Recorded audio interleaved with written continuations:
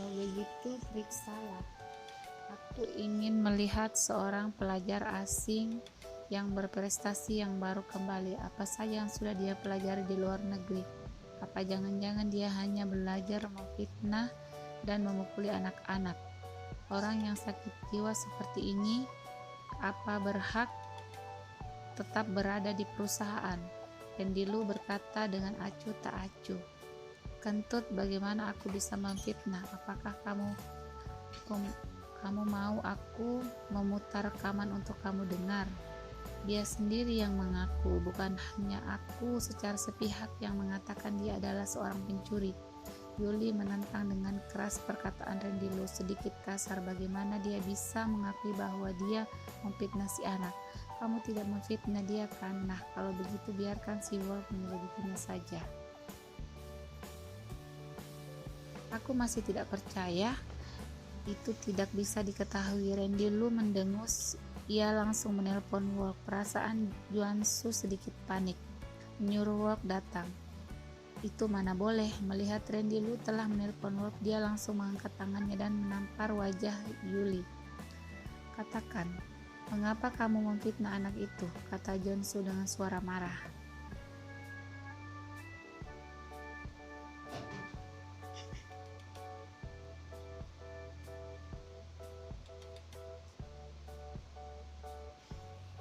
Semua orang terpanah dan Yuli juga terpanah.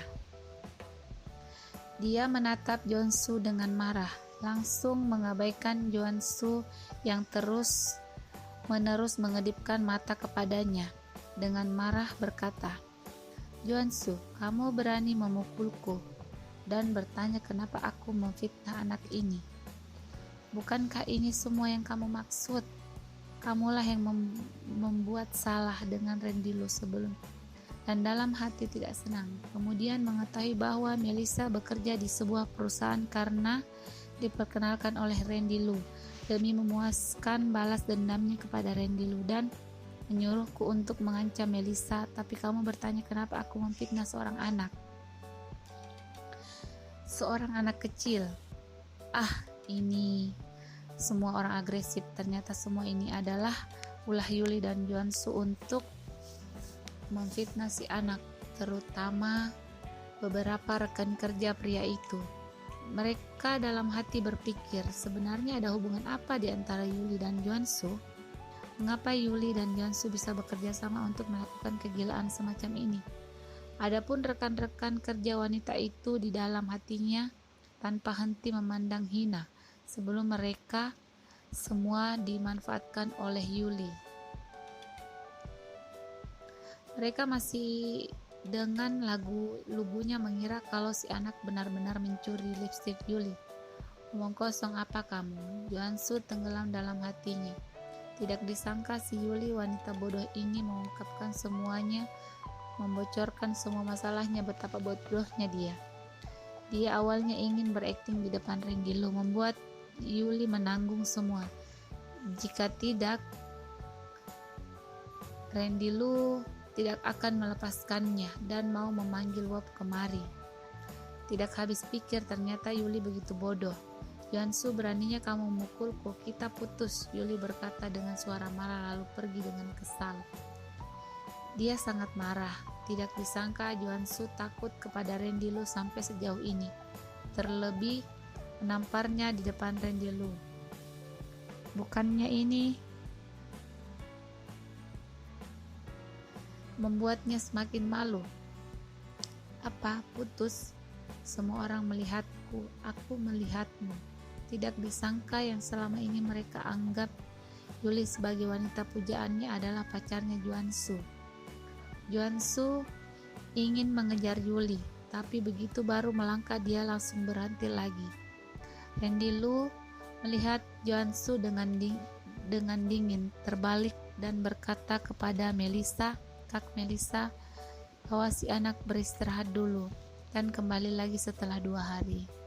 Rendilu, aku ingin mengundurkan diri. Melissa berpikir bahwa Rendilu bukan dari perusahaan ini meskipun hari ini anaknya sudah terbukti tidak bersalah, tapi ke depannya Rendilu tidak mungkin membantunya terus. Dia juga sungkan setiap kali meminta bantuan Rendilu.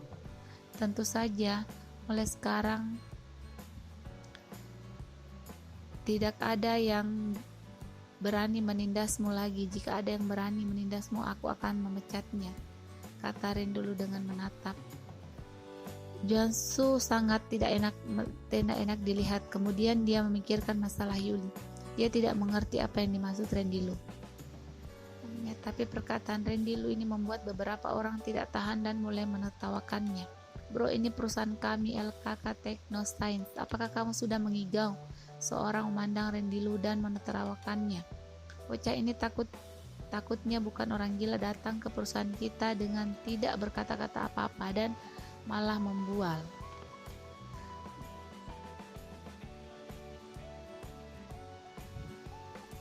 Dan masih mengira dia adalah bos besar perusahaan kita. Seorang rekan kerja pria yang baru saja dipukul jatuh oleh Randy itu merasa sangat tidak senang dan menyindirnya. Semua orang dengan remeh memandang Rendilu, bahkan Melissa pun tidak percaya bahwa Rendilu benar-benar memiliki kemampuan ini. Menurutnya, Rendilu sangat memiliki kemampuan dan orangnya juga sangat baik. Dia adalah penyelamat ibu dan anak ini. Belakangan ini bekerja di LKK Technoscience, dia baru tahu seperti apa perusahaan ini. Ini adalah perusahaan yang terkuat di kota Yosuda. Dia benar-benar tidak percaya bahwa Rendilu dapat mengendalikan level setinggi ini. Rendilu, lupakan sejelah. Lihat semua orang menertawakan Rendilu. Melissa sedikit tidak bahagia. Dia merasa jika bukan karena dia, Rendilu tidak akan ditertawakan.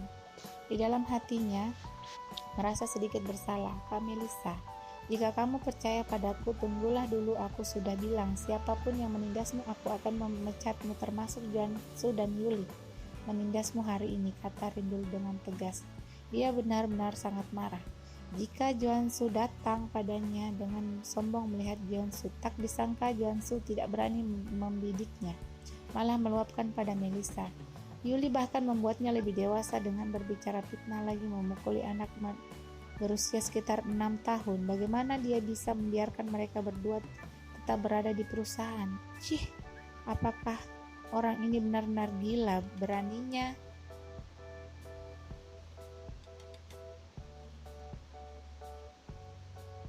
dia berbicara dengan begitu keras dan mau memecat wakil manajer Juansu. Cepat lapor polisi. Aku rasa orang ini mungkin kabur dari rumah sakit jiwa. Ya, bocah ini benar-benar tidak normal. Tadi dia mukul karyawan lelaki perusahaan kita. Dan pada saat ini dia mengancam akan memecat wakil manajer Juansu. Dia pasti ada apa-apanya. Yang penting adalah siapa yang memberinya keberanian berani membual di perusahaan kita. Ketika semua orang mendengar perkataan Rendilu, tiba-tiba mereka menertawakan dan meragukan Rendilu adalah pasien yang kabur dari rumah sakit jiwa. Lagi pula, perkataan Rendilu terlalu sombong. Pasti tidak ada orang yang percaya. Rendilu, jangan bicara lagi, kita keluar dulu saja. Melissa melihat semua orang menertawakan Rendilu. Lalu dia berkata dengan menarik tangan Rendilu. Meskipun dia tidak percaya bahwa pada Rendilu, tapi dia lebih tidak ingin melihat orang yang telah menyelamatkannya ditertawakan oleh orang lain. Rendilu menghela napas, siap-siap mengeluarkan ponsel untuk menelpon Wolf lagi. Rendilu, kamu tidak puas? Apakah kamu pikir kamu memiliki hubungan di perusahaan kami dan kamu dapat melakukan apa yang kamu inginkan? Ingin memecatku? Atas hak apa kamu membual di perusahaan kami?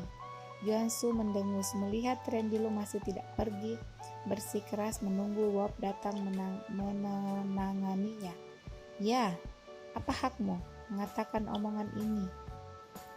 Kamu ingin memecat wakil manajer Juansu kami? Siapa kamu? Melihat Juansu bersuara dan yang lain juga menunduk Rendilu.